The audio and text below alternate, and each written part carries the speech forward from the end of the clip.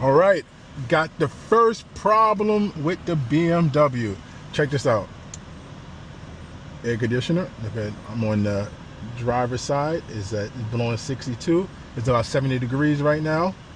If I go to the passenger side, it's like about 80. Then I would go to the driver's side right here. It's like 64. If I go to the passenger side, passenger side right here, it is 80. So the driver's side is blowing cool.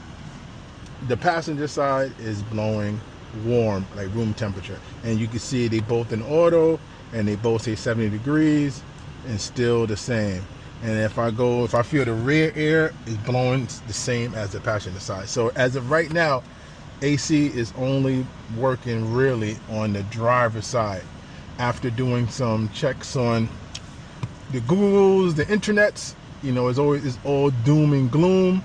But this actually started happening about 3 to 4 weeks ago when we had that little heat wave. But I said, before I make an appointment, let me check the cabin air filter. I checked it. It was backwards. I made a video about it, and it was dirty. So I changed it.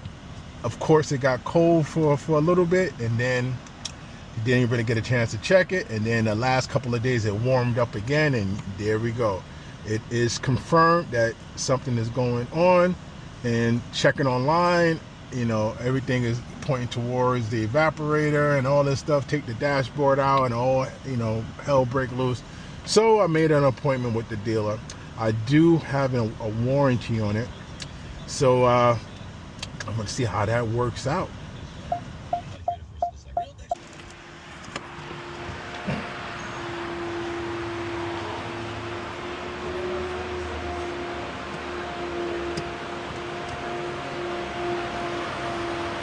Hey, good morning.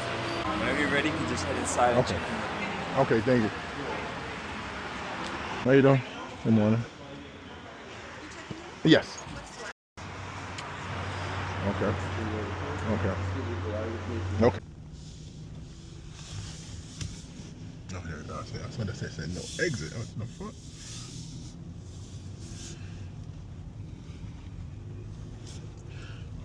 The BMW X5 is in the shop. They gave me a loaner vehicle, brand new ones. This is a X3. See what happens. See what they call me.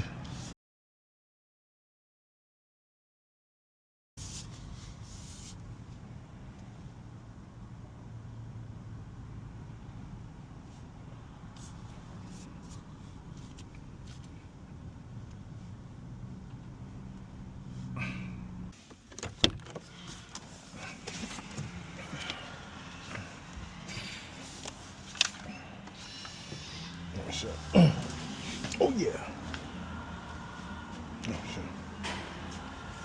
How you doing? You leave the key in there? Okay.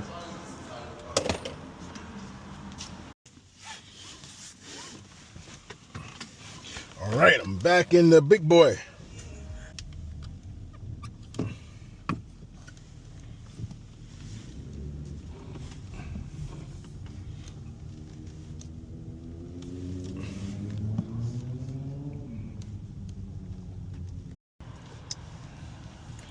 All right, I am back from the dealer. Checking my AC out.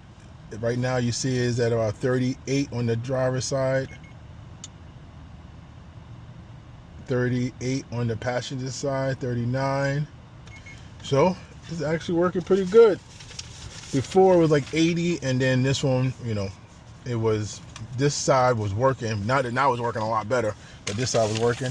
So basically what they did was they checked for leaks, they evacuated the system, then add Freon and oil, check for leaks, pressurize it, no problems, no leaks was found, ran the system, and everything was good. So for that service, the evac and charge and leak test was $650.